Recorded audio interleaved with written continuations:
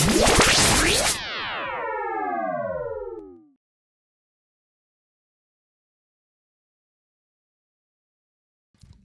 good? What's good? What's good? Welcome to another week of Scene DMs. Here with my boy DuuNo. God, I was gonna call him just Dwayne, but I know he got upset last time. And Makai McIntosh. Season 2, man. Big time. Issue 25? Issue 25. This one is called, and I don't want to. 25 mil. What? What'd your man say, Drake? My man now. No, 25 mil. You're right. My fault. And this one is titled The One in the Air. The One in the Air. And where we cover technically movies that or just take place in planes. Some of them are kind of and we'll talk about that a little bit. But yeah, we have a good list for you guys. Good list of information, and should be a good one today. Yeah, I'm glad you said technical because kind of struggling on trying to think of Lee. Is this movie specific to being in the air? Yeah. This premise sometimes they don't even spend the whole majority of the movie on in the plane. So yeah, but obviously the writing strike finished a while ago. At 146 days, I think it's the third longest strike in history. Mm-hmm. I think in 1960 it went for 148 days, and then 1988 it was 154 days. So yeah, happy that it's over. I was gonna ask you with it being over, do you think that, for example, Dune and movies like that were pushed back, do you think that they would be brought back closer, or do you think it's still going to take time for them to get back to do production and to get working on the scripts and everything, or do you think everything's going to be just back up on the timeline? Well, I feel like it's still just dependent on the studios. The studios, I feel like if they change the date, yeah, they can change it back, but I feel like now Dune lost all those IMAX theaters to the Marvel and the Martin Scorsese film. What was it called again? Flower of the Killer Moon. Flower of the Killer Moon. Yeah, I lost IMAX theaters to that, so I'm not entirely sure about.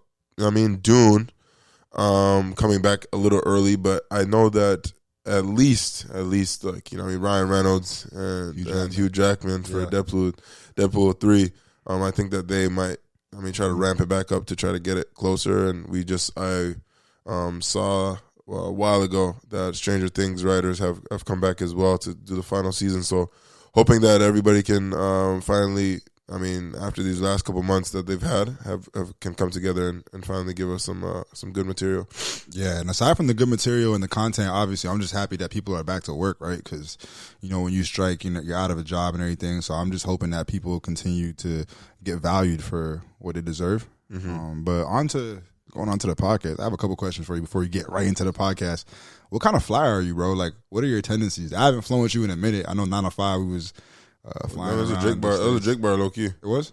Yeah, I haven't flown with y'all in a minute. Oh my God. You know that, Jack. But what kind of, what's your tendencies in the airport? In the airport, yeah. I only have tendencies. You get a snack, you get a book, you read. What? You be on the computer. Like, I know me, I get to the gate and I'm hot spotting myself with the phone, and I'm getting straight to watching a movie or show. Nah, yeah, I don't hotspot because that seems to waste a lot of energy. I just use the airport's Wi-Fi, and yeah, that seems like a better option there. But I usually try to download as much movies as possible. And my tendency usually is to start a movie and fall asleep during the film. During the flight, right? And then miss out on everything. So it's like TV shows, movies. Right. During the summer when I flew back from Vancouver after. We went out there to shoot the short film. Yeah. I downloaded like 10 different Justice League like episodes. Justice League, was it Unlimited or was it just regular Justice League? I think it was just Justice League. Yeah. The animated show, and didn't make it through one. He said I didn't make the one. And I just knocked out like a light. Out like a light, fam. Yeah. So I don't always fall asleep, but I try to just make the flight go faster. Depending on how far I'm flying, but usually when I'm flying like across the world and stuff like that, so like when I was flying to Australia or when I was flying to Japan and stuff like that, like you can only sleep for so long. Yeah, So for you, I watched a lot of movies during those times. Yeah. I'm a window seat guy. So I gotta make sure I get a window seat so I can go to sleep. I know you need an exit row for sure. Yeah, I can't sit in no window. Yo, my pet peeve is when I'm sitting in the aisle and then bro.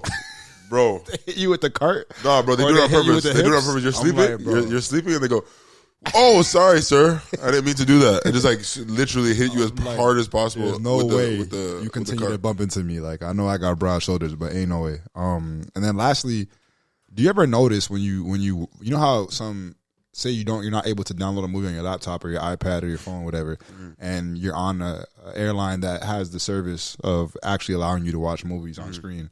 Do you ever notice? Do they have airplane movies on airplanes? Like, I never really peeped that. That's a good question. And I'm thinking it's think maybe the only one I've ever seen was maybe Nonstop. Right. Maybe. I think they can't have too many because it's like we don't want to steer the public the wrong way. Exactly. Honestly. You don't want to think about like, you know what I mean, you can't put Final Destination while I'm watching on the plane. You know what I mean? That'd be OD. That would be panicking. That would be the entire time. crazy. It'd be Everyone would stupid. go crazy. So I don't think Final Destination, but I definitely think I've seen Nonstop. Right. Also Top Gun Maverick, Top Gun. Yeah, but those then are we're gonna those are get into technical that. ones that we're gonna talk about. Yeah. But if I had to talk about one thing that grinds my gears, I'm gonna go on my Peter Griffin right here from Family Guy. You know what really grinds my gears is when they say there are no more seats available. I can't get an exit row. Yada yada yada. I get on the flight and it's like a person that you know can't even lift the door if there was actual emergency on the plane. And their feet aren't even touching the floor when they sit down back in the seat. I'm like, bro, you're too short to be in the exit row. This is not for you. It's selfish. And that's why later on down the line, when I get my billions, I'm going to start my own airplane line. Airline? Yeah. Like Kevin Hart in Soul Plane? Nah, not that wild. Jesus God. Not that wild. But I'm going to have, it's just going to be for tall people. Yeah. And every seat's going to be, you know what I mean? Like a exit row seat. Now, they definitely did not build the aircrafts with tall people in mind at all. No, they don't think about any people in general. They actually, I'm not even that tall. They're literally just trying to squish as many people into one plane as possible so they can get as much money. That's what they want. Yeah. So that's why these airplanes make so much money. Nah, for sure. But yeah, man. Before we get into, you have any pet peeves? You have any flying pet peeves? I mean, obviously the babies. This guy's a snake. This guy's a snake. This guy's a snake. Control your youth, fam. I don't know. No, this man's like the black guy. Remember the black guy on Twitter that was getting cheese? He's like, you pay extra to cry? Bro, I was recently on a flight where there was like a 3-year-old just running up and down the aisle. You know, the one was like, oh, whose baby is this, bro? Like, you tripping? That's a snake. You call it be a snake. Oh, no. Oh, my God, you're right. Get up. Nah, that, and like I said, I love to get the window seat because I like to sleep on flights. Like, I'm notorious for just falling asleep. I'll be asleep before the takeoff. It's so peaceful and therapeutic for me to fly. But if I don't get a window seat, I hate when people are asking me to use the bathroom, and then I have to get up, or the whole excuse me. Yeah. And I think the last pet peeve would probably be, he was ringing them off. We fly a lot. I said one, but all right, what's your last one? I think my last one would probably be, it's tough actually. I don't want to. You don't want to say it? I think I'll say it. It's I was trying to put it into words, but basically when it's time to deplane, when you land, and the plane taxis or whatever, and people don't leave in order. You ever have people like behind you? Oh my God, people trying to sprint from the back to the front. Yeah, everybody's trying. That's like the whole order. You're right. So it's a good one. So because I forgot to talk about. Bro, I'll be looking like the seatbelt sign comes off, and all of a sudden everybody's up, like you're about to jump out of the plane immediately. The door's not even open yet, fam. There's an orderly fashion that I feel like if we all followed it, that we would get off in a more efficient manner. But everyone always is so selfish. Like I got a connecting flight. Okay, me too. What you talking about? Man. Like, bro, really and truly, bro, airports really show you how human beings are because human beings are wild. But it also shows you that time doesn't make sense because mans will be drinking beer at like 9 a.m., burgers and beer at 9 a.m. and all types of stuff. And time doesn't make sense at the airport. And people are just extra or aggressive. But yeah, man. Interstellar. Facts. Nah, but that's what's up. Before we get into the episode, let's take a quick time out and we'll get right back. Seeing DMs. Don't go nowhere. Yo, Dwayne, where'd you get that sweater? You mean this sweater right here? Yeah. The Seeing DM sweater. Yeah. Yeah, Seeing DM's podcast, man. They got some stuff coming out. If I were you, I'd stay hip to it. Oh, crazy. Man, where'd you get that sweater? Oh, I also got it from Seeing DMs. What you talking about, Makai? I ain't never seen that before. What are you talking about? It says Seeing DMs. We are back. Issue number 25, the one in the air, Seeing DMs. Here, my boy Merv DuuNo. And when I say in the air, are we referring to movies that are majority, have premises that involve a plane, or are these, like, I guess I feel like these movies also do successful because historically these are situations that have people, I guess, where a lot of people are fearful of flying, right? So to have these thrillers and have these stakes at hand, I feel like that's what gets everyone intrigued with these movies, because they're kind of intrigued by what they're afraid of, in a sense. You know what I mean? Like, yeah, it's like a weird, like, little, like, sick kind of thing, like, where it's like, you can't experience it in real life, and you don't want to, but then you can watch it. Yeah. It's so weird because I feel like that's how a lot of women are with true crime. Like, it's like they watch a whole bunch of true crime. Yeah. See my mom watching all these true crime shows, but like, in reality, like falling asleep to people getting murdered and stuff like that. And it's but like, in reality, she'll get mad at me like if I don't like lock my car door, stuff like that, or the house door. You don't want me to be on one of the shows, so you clearly want to watch it. So right, but so what? I feel like there's some movies that have gone wrong, but there's a lot that have gone right as well. So what are the important qualities to pulling off like a dope plane movie? Well, if it's a plane movie, then it has to like literally look like a plane. Mm-hmm. I feel like a couple of movies, like they kind of like, what I mean? I've been on a plane a good amount of times to know that, a plane is not big enough for like 2 people, 3 people to be running down the aisle at the same time. All of a sudden, like, what I mean? It's way more congested. It's way less space. Uh-huh. The bathrooms look ginormous in movies. We're going to talk about one of the scenes where I'm like, it's not even possible. Not possible. Yeah. But I think that's one of the recipes to make it actually look like a realistic plane. But also, like you said, like to have some steak, like that's actually worthwhile. You know what I mean? That's something that's like something that we would be fearful for if we're on a plane, or something that we would be intrigued by if we're on a plane. So yeah, I was gonna say, like, a skilled protagonist. You got to have somebody that like a vigilante type who's brave. Yeah. I also think you have to have a beautiful or sexy stewardess. I think like in those movies to make it good, I think there needs to be a window of time that threatens the safety on the people on board sometimes. Like you said, like the stakes. Yeah. I personally, I love direction and cinematography, so I think there has to be either a takeoff, like the plane taking off, or some type of aerial view of the plane, or outside exterior shot of them flying in the skies, or something like that. Yeah. In the cockpit, pause, like some type of. Jesus God, that was OD. I think there has to be, I think there might have to be cockpit. Jesus. Yo, we got Mike in the crowd tonight, man, shaking his head, man, saying, okay. Shout out, little bro. Sean Mace. That's crazy. I've never heard anything like that before in my life. I think sometimes having a blend of comedy and drama, thrilling drama, makes for a good plane movie. And I was sorry to cut you off there, but I think that I was going to add to that part is that I think you need it to be a thriller or an action movie. Like, it can't be anything else to be a good movie. I don't know why, like you said, like we were naming off, even like looking at the list of films I'm going to talk about, it's like weird. Like, you know what I mean? You have to have some type of action or thriller or some type of turmoil, like you said, so that it like you connect to it a bit. Because why would we watch a movie of just regular people being on a because that's what we do all the time. Yeah. So we want something that will make this flight different than any other flights, right? And keep you invested. I feel like I think the last two for me, I'm a big fan of. I don't know why, but every time you have prisoners on the plane, I feel like that is a main premise for a lot of plane movies. Prison transport, something like that. And something goes wrong, so I always love that. Like, if that's included in the premise, I'm definitely in. Sign me up. And then like you said, having the pilots in an impossible situation, like where it's like, yo, the pilot has to do this. He has to go off brand, off what the book says, and he has to like improvise and do his thing. I think that adds to a great movie. And then this is my last one actually too. I think there has to be a situation room. You know how they always go to the tower? Like they communicate. Oh yeah. I think right. For it to be a dope action thriller plane movie, I think that we need one of those scenes. You're right. Still, actually, I didn't even take that in. That there was a couple of. That's kind of a hard one. Always needed, but it's kind of a hard one because they don't if they don't cut to the situation room, but even though communicating with the floor and communicating with them, it's still the same kind of vibes, I would say. Right. But yeah, man, like you said, the fear of flying is one of the longest fears in history for humans, and just being trapped in the air and having to overcome the odds of gravity. And I think it's one of the great Hollywood tropes. And, sometimes because, there's tragedy sometimes when it comes to flying, but now that we got some understanding of what the ingredients are, let's do it. We usually do, and let's just have a quick debate, a little discussion about some of the more memorable plane movies and some of our personal favorites that are our go-to, plane movies in the filmography.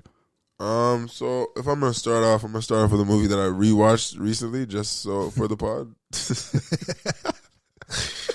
What is it, bro? And it's a story about a man that witnesses a murder, and he's witness protection because he has to go back and testify against this guy. But then the guy decides that we have to kill him before he get back to LA. So he puts snakes on a plane. Extreme measures. Put snakes on a plane and put the best pheromone.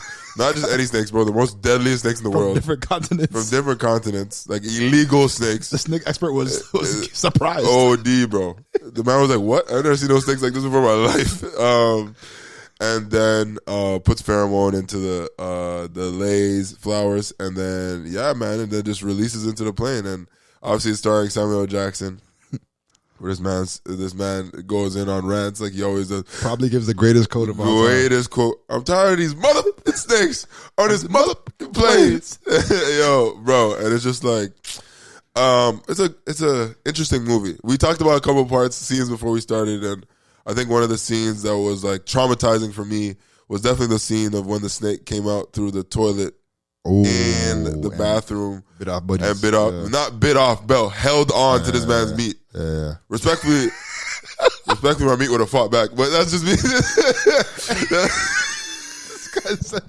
guy said his me personally, my dog wouldn't let that happen. So wouldn't let that rock. You just said nah, man, we're not going out like that. So, but the way the man, because bro, and it like latched on and wouldn't let go. Yeah. And every single time, not even just in the plane, fam. Every time I go home. Every time I'm on the toilet, I look at the toilet every single time because I'm like, bro, it's not guana for me. I've definitely heard that before, so I definitely know what you mean. That's like a real life phobia. You know what's crazy about snakes on the plane is that in real life, I actually that's something I'm afraid of snakes. Like I don't want to touch them. I don't want to be around them. I like when being a kid going to the science fair or whatever, to the zoo or whatever, and they had the snake. You want to? No, I'm cool, bro. Like I don't mess with them. They don't mess with me. Yeah. I'm glad that I live in Canada because we don't have them just wild everywhere. Yeah, you're right. Still, but at the same time, it's like one of those movies. We talked about this before where like those bad good movies or those bad great movies where like the movie's kind of bad, but you love it, bro. It's trash, but I watched it so many plot holes, but you'll still watch it, bro. Like the CGI is like sometimes questionable, but you'll still love it. Like sometimes CGI was crazy questionable, fam. I was like, what? Bro, the deaths in that movie was crazy. It was some Final Destination stuff. Like, the one that's fearful of me actually was the Stampede one where the guy got pushed down. He didn't even die by a snake. With the stair. Yeah, not even that one. That one too. Yeah, when the lady was running because everybody was panicking and she had a heel on and it broke off in the side. Ooh, I mean, bro. Oh my Lord. The thing with me with that movie was just a lot of plot holes. It's just like some stuff didn't make sense. Yeah. Like Samuel was able to climb the seats and like literally ward off the snakes. But remember, he used the electric. I'm just saying, certain mans got bit up crazy, and it's like some of them died, bro. I was like, even when they were like looking for the doctor, whatever, and then they were like, "Yo, doctor wasn't dead," and they went to go look where he was, and then the snake came out of his mouth. Yeah, bro. I was like, nah, bro, dying at the hands of a snake is OD. Still, I'm not gonna lie to you. And then shout out to my guy that's in the Anchorman. Brick, who plays that's my dog still. He's hilarious. I thought he died like 3 times. Yeah, I know. The man can't come back to life, bro. He's elite in that, and then I think the one of the worst ones was being swallowed alive by the anaconda. Oh yeah, no, you know which one was kind of realistic was when Buddy, the asshole passenger, who threw the girl's dog. That's what I'm saying. That's the one. Oh yeah, where he got ate by an anaconda. It's the way the anaconda. They have to they like break your bones so they can. I was like, holy, so they can pause, fit you down their throat, pause. Hey yo, hey yo, bro, it's not me. It's the anaconda. I don't know what to tell you. OD. Anyways, we don't want to stay too long on that film. The second film, which also just didn't figuratively. I mean, sorry. No pun intended. Didn't land the plane. Drooch. I didn't do it on purpose, everybody. But it's listen to him. It's Flight Plan. You pulled a Damian Lillard still. You had the rat ready. Don't do that. Don't do that. Don't compare me to that. Don't do that. Don't do that. The man wrote a diss track for the team. Listen to him. But anyways, it's Flight Plan with Jodie Foster. I love Jodie Foster, man. Jodie Foster, but I felt like in this movie she overacted stuff like that. So? She did a little too much. Okay, explain first, and then I'll chime in. I just felt like it was just like a lot. Yeah. You know what I mean? Like I felt like she was like respectfully like. But don't you think going above what she needed to do? Don't you think that was needed because you had to actually believe that she? Because there was one point in the movie where I was like, "Bro, is she tripping, bro?" You know no, you're right. You have to have that point where you're like looking like. I'm like, all right, like maybe she's tripping kind of vibe. Did she have a daughter? Is her daughter with her? Like, I almost started with other people. I was like, fam, she's tweaking. But I don't know, man. I felt like even just like running on the aisle so many times and like all that stuff and like, I don't know. It was just like a lot of it didn't make sense. And I thought the bomb was supposed to blow up the plane entirely, but then it only blew up like a certain part. Yeah. How were the plot holes? Like, how did everybody just believe her all of a sudden because her daughter was there? Yeah. Like, believe that, like, you know what I mean? She wasn't trying to commandeer the plane. Yeah. Or any of that stuff. So I don't know, bro. It was still like a weird, and I feel like the premise was so good, and it was so really good to a point. Yeah. Until they made it into like a heist. Unpredictable too. I didn't think that the air marshal was unpredictable. I didn't think he was the villain. No, I didn't think it was him, but I knew it was they were holding. I knew because of the sketchiness. There was something. But I thought that the entire plane was in on it. Oh, okay. Plot hole. Was on it. Plot hole. My mom, after we watched the film. My mom texted me because I actually didn't like the way it ended. Yeah, and cause I watched it. Shout out Mom, Pops, and Micah. We watched it. The movie last night to get prepared for the episode, and yeah, essentially my mom was saying like there's so many plot holes. So remember at the end of the movie, I don't remember if you remember, where they ask, "Yo, can you identify the morgue director?" The morgue director, yeah. And then the captain's like, "No, she's good right now. Like she needs to do it." And then the movie just ends. And we're just like, "So who was the morgue director?" Yeah. My mom was trying to say that she thinks, and I think the same way, that it was the captain. Wow. You know why? Because the captain was so adamant about her not going into the holds. He was, yeah. Very adamant. Yeah. He would let her do everything. He wasn't part of it for and then on top of that, as soon as they asked about the morgue director, it wasn't like she was like traumatized. Well, might have been traumatized, but she could have easily just looked at the pictures right now and got the morgue director, whatever. But she didn't because the captain was like, no, she's good right now, kind of thing. And I just felt like those two things alone. My mom was the one that pointed out the thing about him saying like, the holds. Moms, yeah. But she be knowing what she's talking about too. But I don't know. They never really discuss it because the movie just finishes, which is a trash on my end. That's why I say it doesn't have to play. There's a lot of plot holes. But yeah, I thought it was clever, like you said, the premise wise. And then I mean, it was budgeted at $55 million. It made $224 million, which is a lot of money for a movie that came out in 2005. Yeah. And especially being led by a female, a suspense thriller that's led by specifically just a female. And I thought it had a good twist, you know what I mean? But I can definitely see what you're talking about in that sense. But yeah, it was definitely a crazy, crazy film because like no one would go to that. I don't know. There's certain extremes and lengths that she was going to that's just like, yo, come on, bro. She's like, but on top of that's why I was saying she was overacting because I felt like she was overreacting. Yeah, that's why I was like she was overacting. But maybe like you said, it had to add to the point of her like being confused about reality. But she was just like saying like such weird, like I don't know, man. That's what I felt. Yeah, love Jodie Foster, but I just felt like it was not it. You know what's crazy about that movie is that they set it up in a way where you'd assume that the villains were like I don't even know what to say. It's politically no, say it, bro. Get canceled. I would love to see it. That pre 9/11. The Arabs, bro. Pre 9/11, a lot of these movies had to deal with like terrorism and things like that. Because even like the movie I would bring up is Executive Decision, which came out in '96, which is obviously pre 9/11, and it was budgeted at 55 to 60 million, and it made 122 million, and is basically Kurt Russell, Halle Berry. And all these Steven Seagal, a whole bunch of legends, and and it's basically about the plane being hijacked, and they got to figure out who it is, and there's a bomb there, and they got to disable the bomb.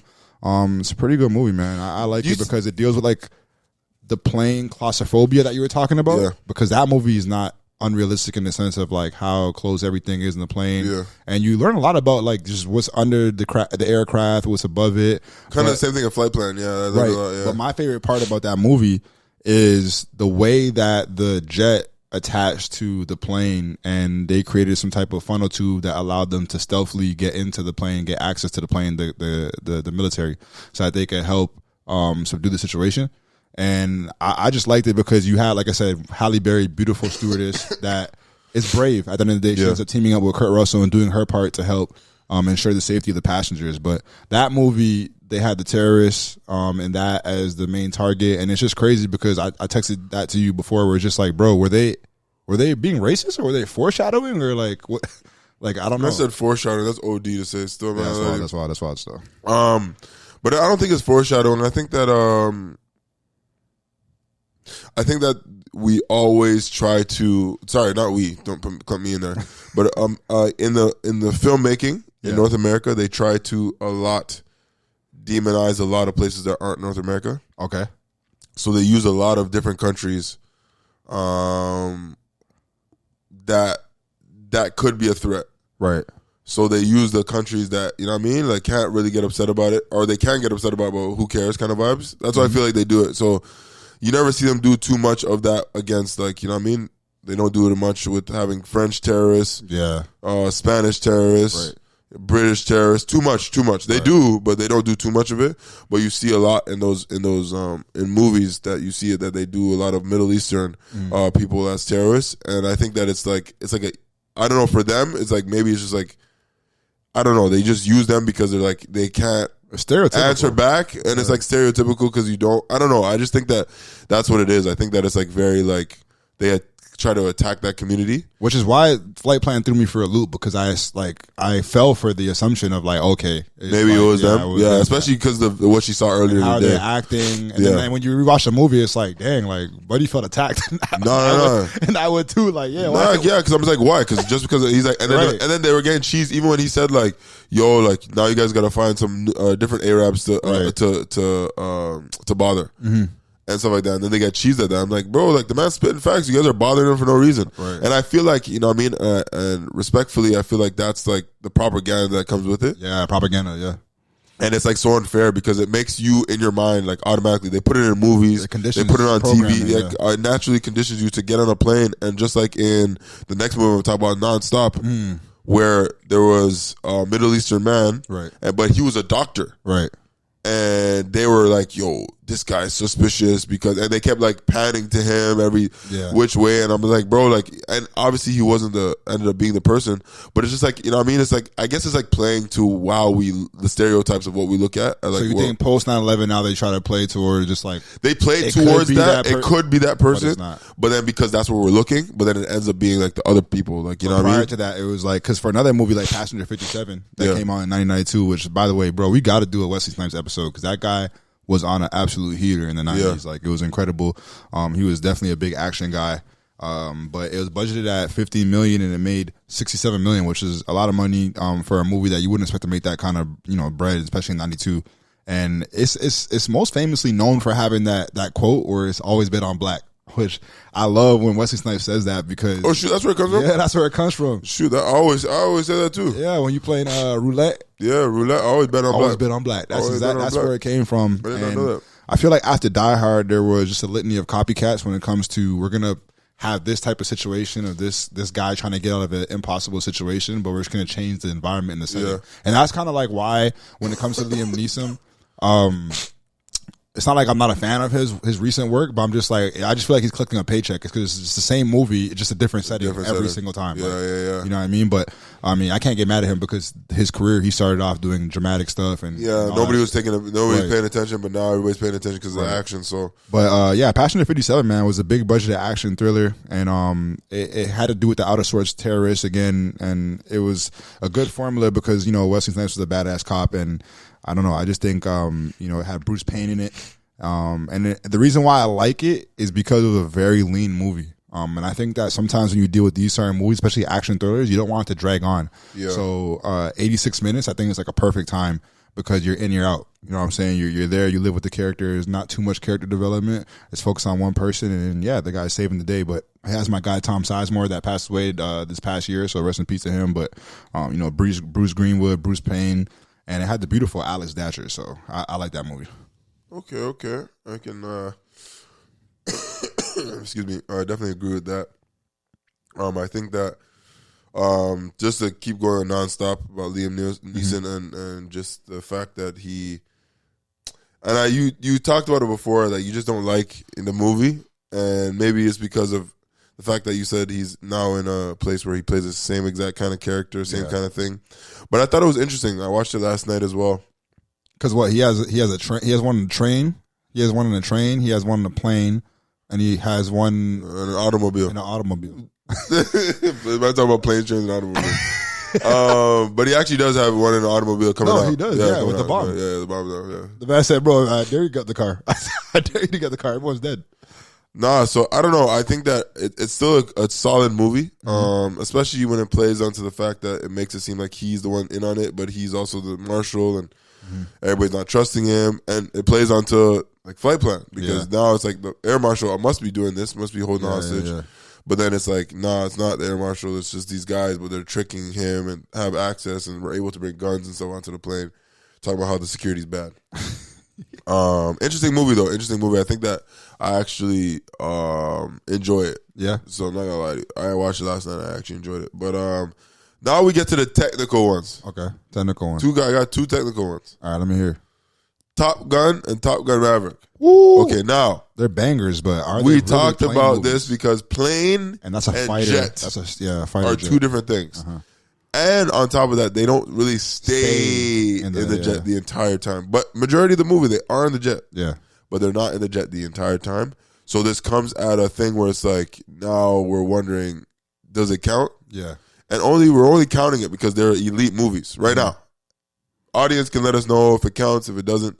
But right now, we're counting it just because too elite not to count, in my opinion. Precisely. Especially because when you have Tom Cruise, especially with the Maverick version, the second sequel, you have him enlisting and making sure that the rest of the cast does their own stunts. I think that's crazy, bro. Imagine signing up for a movie and Tom Cruise is like, oh yeah? Like, you're going to go to flight school. Yeah. Like, you're going to have to fly. And it was cool because they had to get like 2-seater fighter jets to make it seem like, and then there was actual person in the front that was actually doing all the stuff, but they had to make it seem like that. So then, so they were really doing it. It was just that they had to be like, weren't actually controlling the plane, but they still had to go through it. The G-forces, the pass out, so the breathing, and all. The facial expression. All that stuff, like real. So I think that Top Gun Maverick are elite ones and one of my favorite ones. And we don't have to get too much into that because, Tom Cruise at his best with Top Gun Maverick. Sure. And Val Kilmer coming back for the second one for Maverick. And it's just the same thing, same premise, man. Tom Cruise coming over, killing these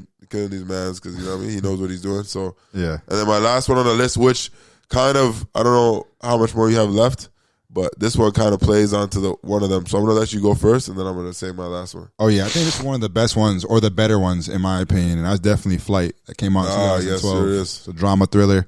Budgeted at $31 million. The box office made $162 million. And, it stars Denzel. So, like, if I had to just leave it at that, I'm sure everybody would want to watch it. But it's one of the biggest fears when you're flying, like I said, is a crash. So you can imagine how nerve-wracking it is to watch a movie about a crash landing and, having the pilot be an alcoholic, drug addict. And he was off coke. Crazy, bro. Drunk. Crazy. And, like I said, Denzel as the main character is amazing. Following the events of William Whitaker. Now, Merv, before you say something and I continue on this point, does Denzel not have the best character names in all his movies? Ooh, that might be a stretch. Nah, I don't know, bro. His movies are, his names and movies are elite. Tell me another name. John Creasy's elite. What is the elite about it? What do you mean, bro? His names are just like, what was his name? John Q. And he got game. That was okay. This guy named the you said elite names, so they're not coming to me right now. Jake Shuttlesworth. What's his name from Training Day? John Creasy. Oh no, that's Man on Fire. What's his name again? Alonzo. Yeah. Alonzo something. Elite, right? Yeah, elite. Exactly. Thank you. But nah, man, it's a great movie. The events of the crash is incredible. Like when they crash, he has the concussion and goes all white. Even him having the plane be inverted. And just, dealing with the investigation and just the challenges of being a new hero. but also feeling guilty about it because some people know the truth, whether it was Margaret, the stewardess, or whether it was his co-pilot who knew he was boozed up. Yeah. Then dealing with the fact that Katrina passed away and he was literally with her literally that morning. Turning up that morning. But it's crazy because it gives you action in the high skies and the fear of falling to the ground and the drama. But I mean, it's centered around redemption. I think that's something that I want to talk about because Denzel does a great job of playing these broken down characters that at the same time they might be crooked, but they still have good in their soul deep down in there. Like they're lost with despair, but they're still morally conscious, if that makes sense. Yeah. Like even in Man on Fire or even Courage Under Fire, or even He Got Game, all these movies he's dealing with a broken down man that like he still wants to do right. Yeah. Like he still does things, the wrong way at times, and he's just trying to right his wrongs. Yeah. And I just think that he's so good when it comes to dealing with redemption. And then lastly, I'll say the scene. There's this song by the Rolling Stones called "Sympathy for the Devil." That is a goated soundtrack, a goated song, and that's when I think it's the best song to introduce a character or to end a movie, and that's where John Goodman, who I'm a big fan of because he's in 10 Cloverfield Lane, pulls up? Argo, yep, The Big Lebowski, but that's when he pulls up. King Kong. That's when he pulls up as Harley Mays, and he's the drug dealer. I think that was so hilarious near the Don't end. touch the merchandise. Where they're like, yeah, don't ever touch the don't ever merchandise. touch the merchandise. Where they had to call him and they literally let him do the drugs so you could just wake up and stuff. It was just crazy, man. It was an emotional ride. It was Great film, and I think the chemistry. Lastly, I'll say this: the chemistry that he had with Kelly Riley. It was very seductive and it was very believable, which was kind of weird because you don't really think of Denzel as like, in that sense, like romance. Yeah. And I really felt like something, especially when in the staircase and you're getting to know each other. Yeah. And just a certain, the screenplay was incredible, man. If you're really taking what they were saying, it's just tough. I agree with you. I think that movie's amazing. I love that movie so much. But I think that the one I wanted to talk about was Sully. Oh, okay. Because it has the same premise, kind of, sort of, in a way. Yeah. But it follows a different, not outcome, because it kind of has the same thing. So it does, yeah. With Sully, what happened was, to him, he was landing a plane. He couldn't land the plane properly and couldn't get to the airport because all the engines were out in the plane. It is the one where the birds, this happened in real life, right? This was a true story. Yeah. And he tried to get to the airport but couldn't, so he crashed. You know what I mean? Yeah. On the Hudson. Yeah. Remember in what was it, Best Friends with Justin Timberlake? No. Friends of Benefits. Friends of Benefits. When he talks about that, and everybody's just like, bro, shut up. The stewardess is like, he's like, bro, the planes can fly themselves now. Yeah, that's what he says. They damn near just fly himself. He didn't really do anything when he did that. I always think about that, and I always think about that movie. She pulled his chair up. Yeah, she goes like, Captain Sully's a real American hero.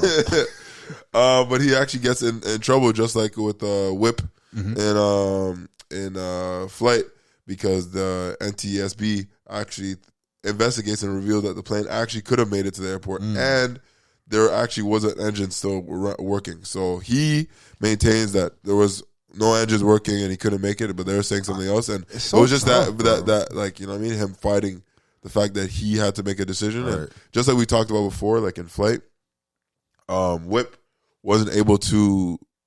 They said that they tried with the 10 of the best pilots in the world. In the world, yeah. And they were unable to. None of them were able to get close, and he was the only person, and he had skill, but it's just like messed up because he was on drugs and he was drunk. Yep. But it's just like kind of cancels out, but it doesn't, because like that even more so. That means just like, what could you do if you're sober? Yeah, you know what I mean. Like how tough could you be if you're sober, kind of vibe, right? So man, I think those are pretty good lists, pretty good movies. I think I have two more quick ones that I just want to mention. Oh, you have two more, my fault. Yeah. First of all, Con Air. I mean, I think I told you to watch this a couple summers ago, or whatever the case may be. Because I watched it when I was in Japan. That's what Nick Cage got Diesel for no reason. I got his long hair, bro. Cheese me. Whenever he has long hair, cheese.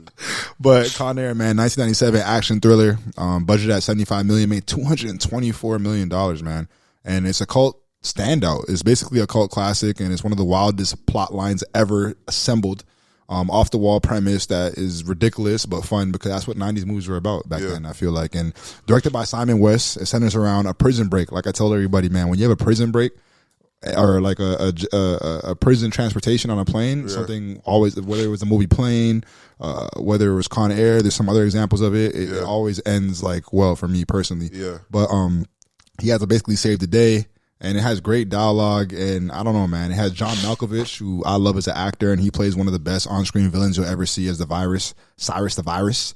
And yeah, Nick Cage is Cameron Poe, and he's a convict that's trying to get home to see his daughter, man. And when the junkie, plane gets hijacked, and the plane's called Jailbird, by the way, which is hilarious.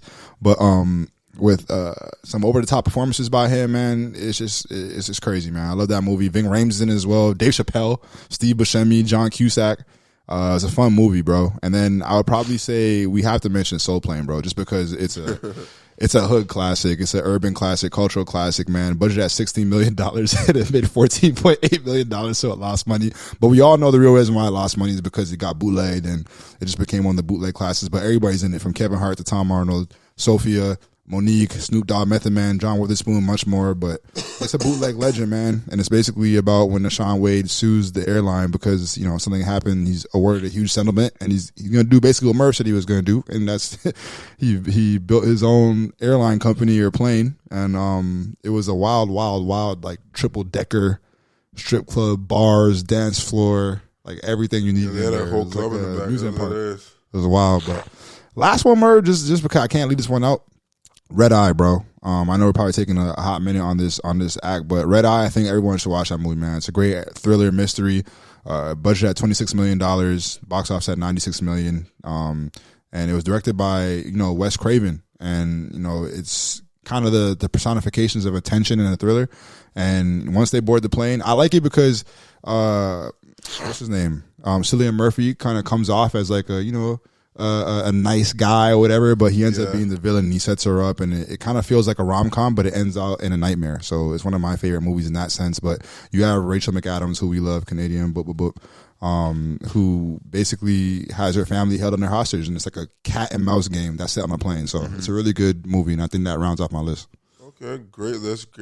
I've actually really enjoyed a lot of those movies. And I think that I think the audience should actually take them in too, but obviously we have suggestions at the end. But these are actually really good ones, and probably shouldn't watch them before you go on a flight, though. I'll let you know that now. For sure. But before we get into Act 2, let's just take a quick time out. We'll be right back with some scene. I know we joke around a lot in Scene DM's podcast, but these sweaters are really serious. We're really serious about these sweaters.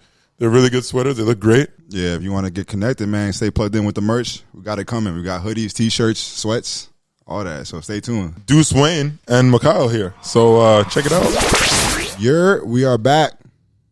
Was good. 25, good. man. The one in the air.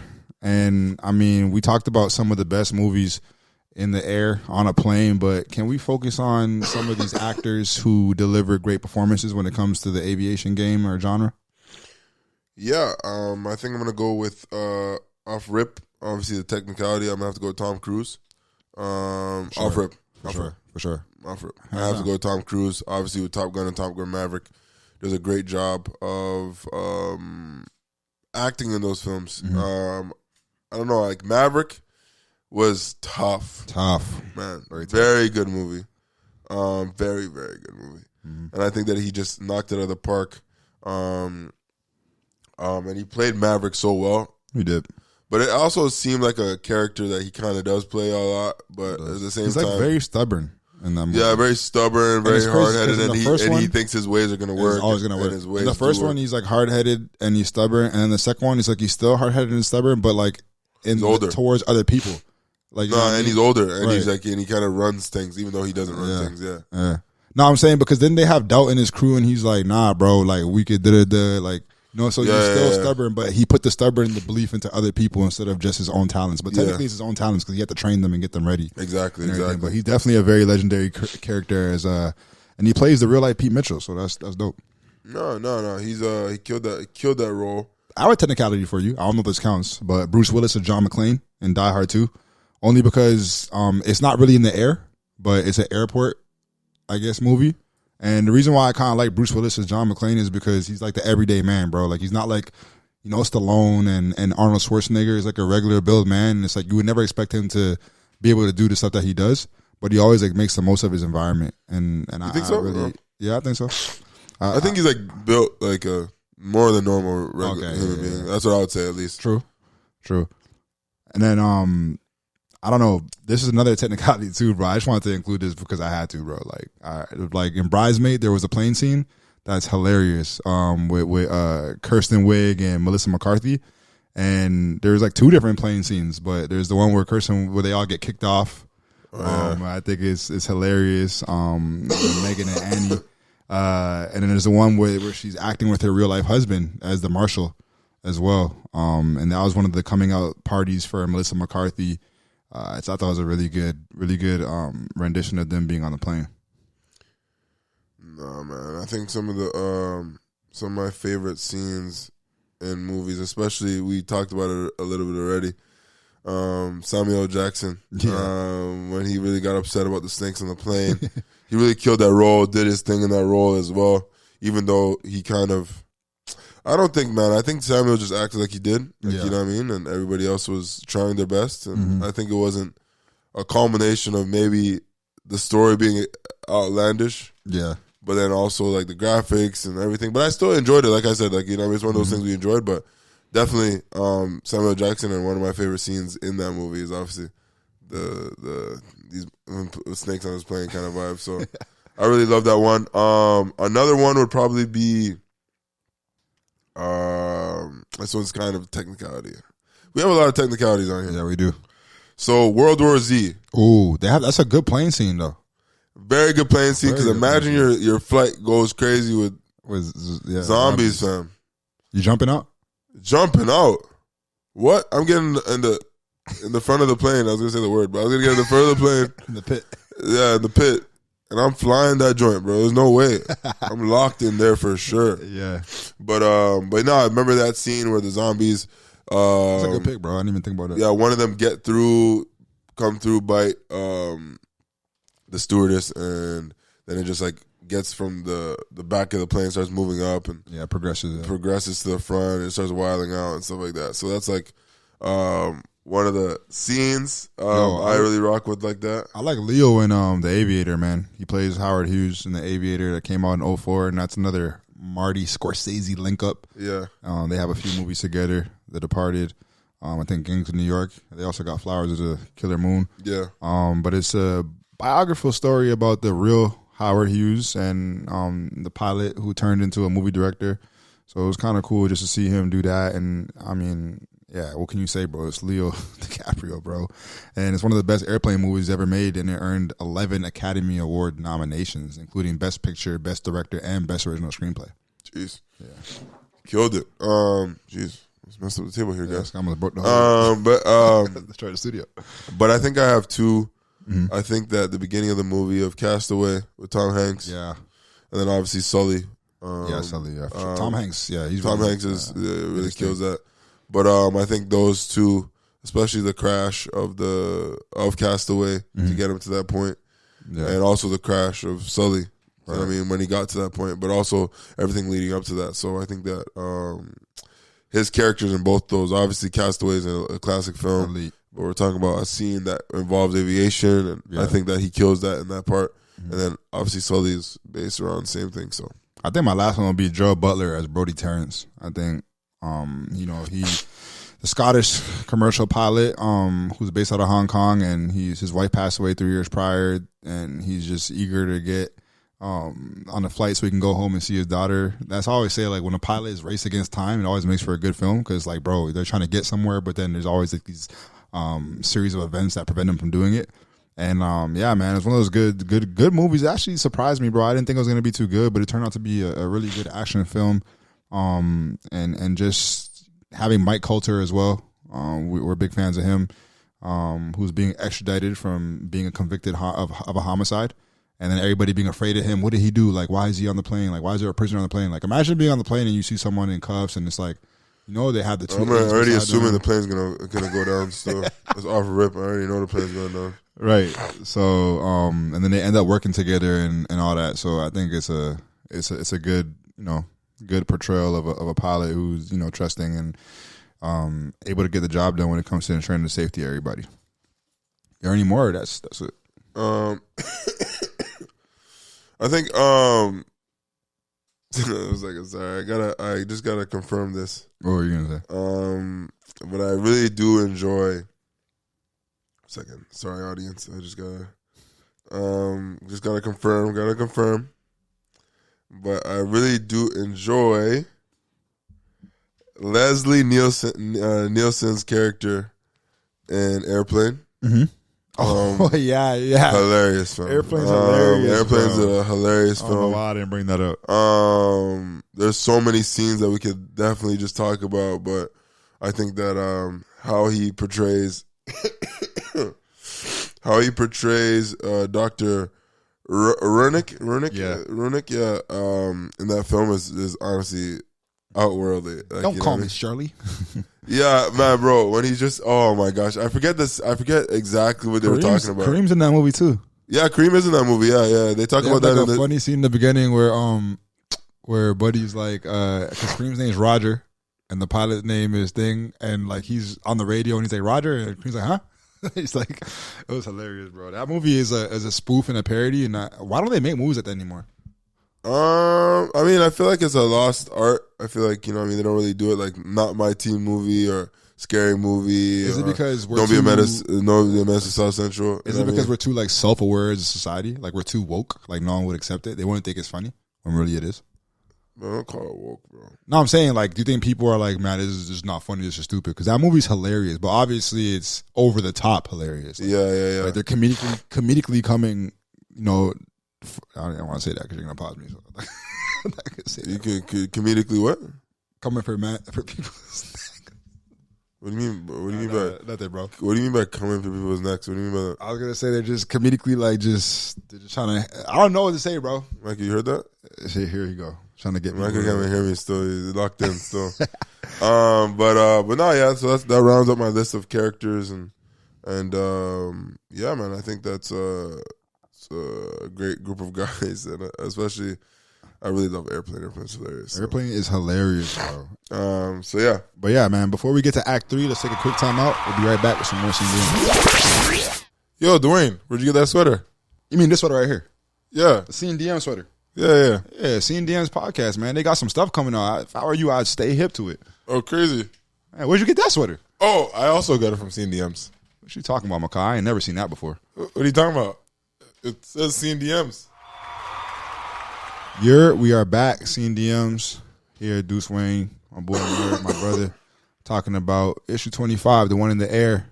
And I'm about to call it audible real quick. We'll change things up a little bit. And instead of focusing on strictly movies that are set on a plane, I want to briefly discuss movies. I think we talked about a little bit in the beginning, but not in detail. I want to talk about, like, what movies would you watch on your travel? 'Cause I know you played in Japan, right? Mm-hmm. It's probably a long ass flight. Yeah. So, there's certain movies where we played in the G League together where, we're taking like an hour flight.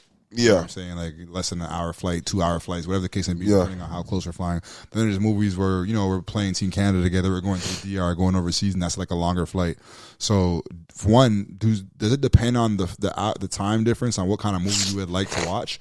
Or is it like you have your set movies that because I have like a set amount of movies that I know I like to watch on a plane or series because I know I'm gonna knock it out. You know what I mean? Like I know this will get me through this flight, or I know that it's something that I can fall asleep and I'll wake up and I could still be invested in the movie type of thing. I have like a pretty good list. How about you? I don't really have a list. I kind of go through and look at my list on Netflix or just sometimes it just depends. Like you said, it depends on the timing. So say if it's like a 2-hour flight. I mean, I think that sometimes I'll be like, yeah, maybe I can watch a movie depending on the time from takeoff to landing. But if it's like an hour or less, I usually try to go for a show so I can watch an episode of something. Yeah. But my list would probably consist of like maybe something new, but also some of the old ones. Something that like, so say it's like for when I went to Korea the first year, it was like 15, 16 hours. Yeah, that's old. I would try to watch the longest movies. So like I'll try to watch like Interstellar. I'll try to watch Inception. I'll try to watch those movies that are like longer so that like by the time I'm done one movie, it's been like 3 hours. You're right. You're killing time. Yeah, exactly. So it's like, and obviously I'm enjoying the film as well. So that's how I feel about the Godfather series. Like if I'm on like a long flight, I'll rewatch the Godfather series because like realistically, when in life do you just go home and be like, I'm about to cut on The Godfather? Like, because it takes forever. It takes too long because of the duration. So I feel like whenever I'm on a long flight, it's like the perfect excuse for me to like revisit that franchise. I like Up in the Air. That's another plane movie we didn't talk about with George Clooney. Kind of like a rom-com, but like sit in the air. I like The Family with Robert De Niro. I think that's like a sneaky good mob movie. Catch Me If You Can. So I think, like you said, it just depends. Family's tough still. People sleep on that joint. I really like that one. They really do. I really like that one. Putting the family, because he snitched and he's like, protection. Yeah, but then all of them are actually killers and stuff. That's hilarious. No, man, I think about.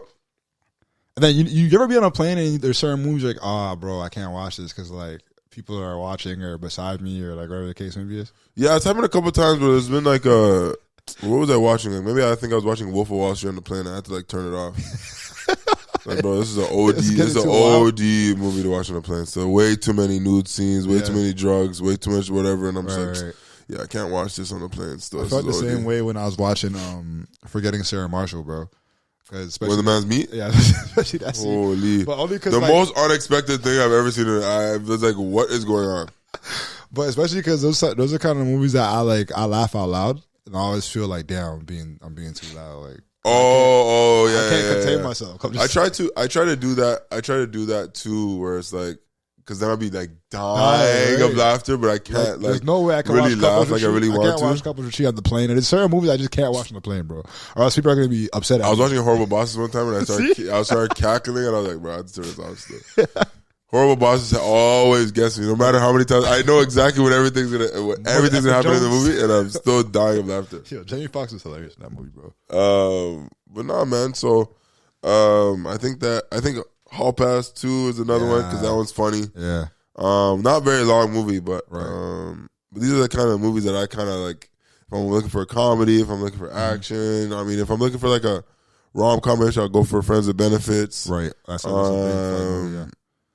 Oh man, it's like hard to think about. I kind of like movies that that also forces you to pay attention in a way, because like I said, I like to like zone out, but I also feel like the plane is the best way for me because there's less distractions in the sense where like you're in the air, right? You know where to go. Yeah, when I'm at the crib, and there's other things, my phone, you know, people around me, family, friends, whatever the case may be is. But when you're on the plane, it's like you super locked in. So that's when I'll like watch an Argo or like a movie that has like a lot of like politics in it or something that I'm like, okay, I have to like actually pay attention. Argo is crazy.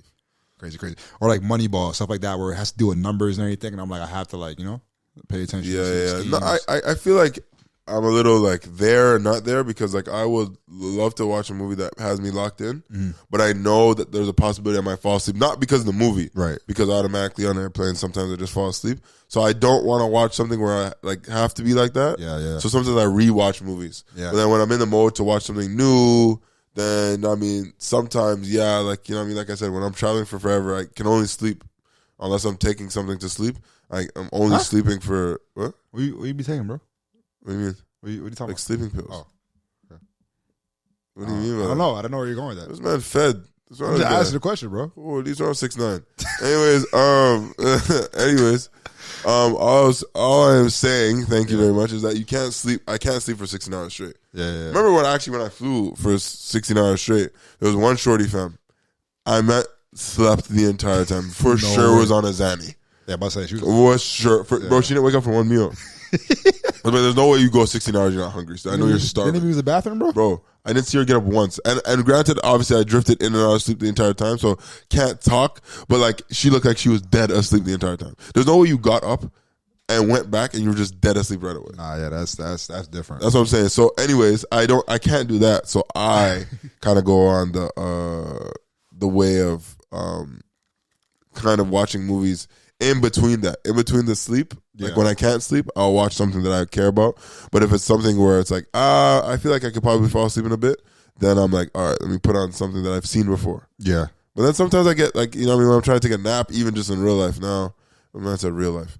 When I'm not on a plane, this guy's really it's like it's a joke. What's it called? Like when I'm like at the crib and stuff like that, like I'll try to sometimes put on a movie that I've seen before so I can go to sleep, and then I'm just like, Then you get Wait, yo, you wait, know what that is for me? That's like Heat. When I put on Heat, bro, I'm like, I've seen this movie so many times, and then I'll hear like a certain quote, like you said, and I'm like, yo, whoa, this is the part that so-and-so is about to happen. Like, Nah, see, I can't put on a movie that's serious still. I can't do it because I know I'm gonna be locked. I can't.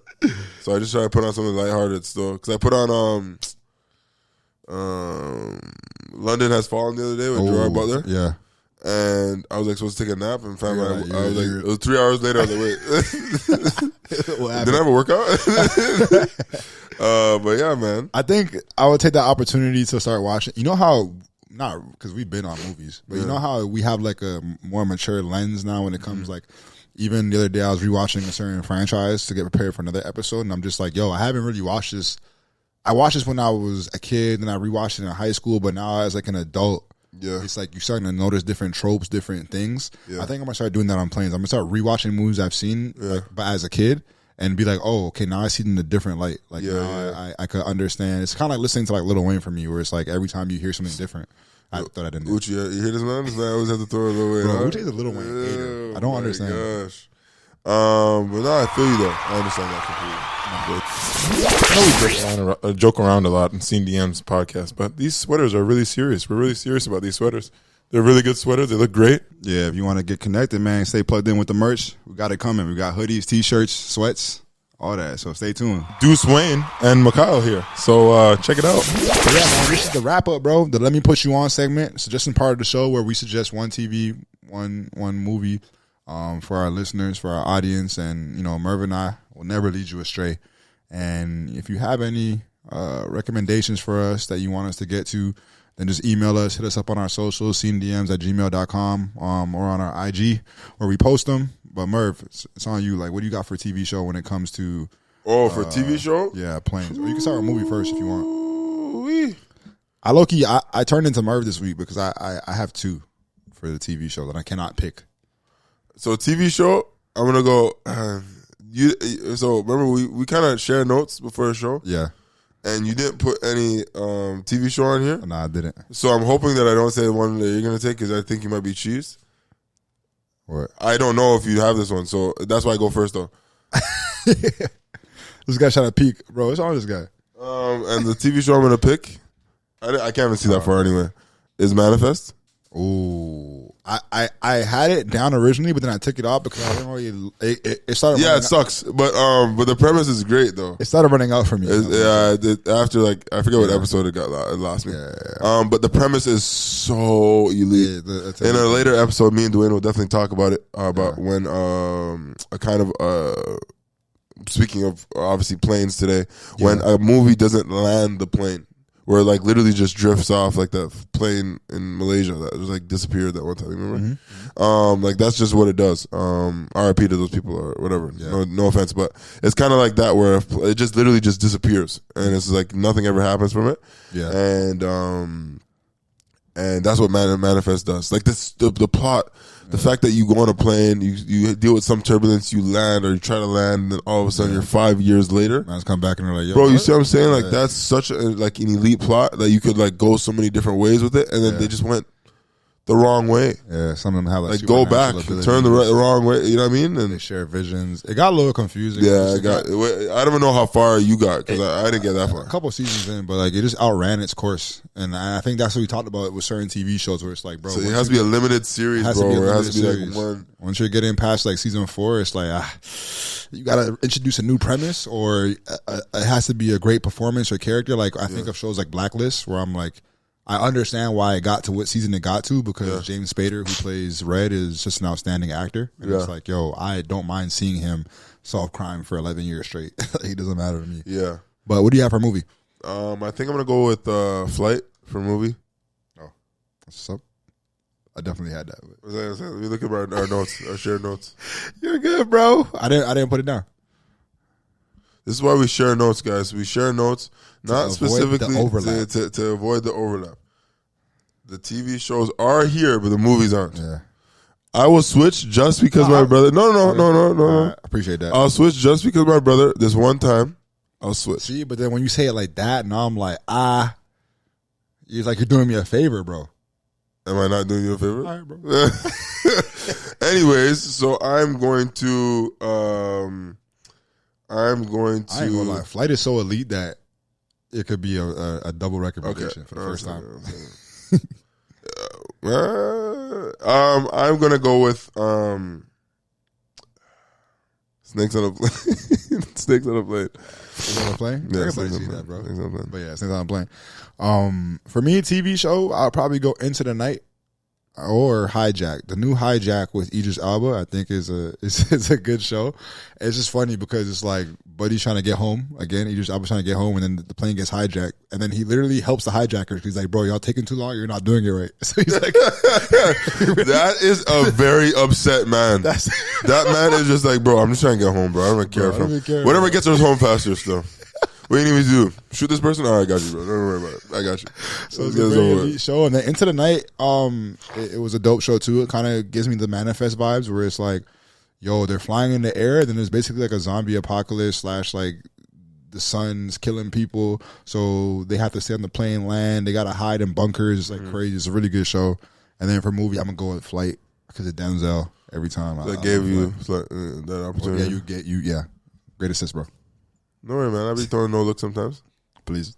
Be going out of bounds. Please. Nah, man, that's a dope episode. We have a great one coming up next for issue 26. But man, it's been fun. It's been real talking about these plane movies. Some of these movies, like again, I always say this, but every time you and I discuss these things, I'm like, yo, I got to revisit some of these. It's been a hot minute. It's been a while. But I hope we put you guys on some good plane movies. And like Merv said, do not watch these movies before you go before you get on a plane, bro. Gonna ruin everything, especially not Final Destination. I'll say that much. This guy brought the worst one possible. But no, man. Thanks everybody for tuning in. Appreciate you guys, man. Seeing DMs as always love.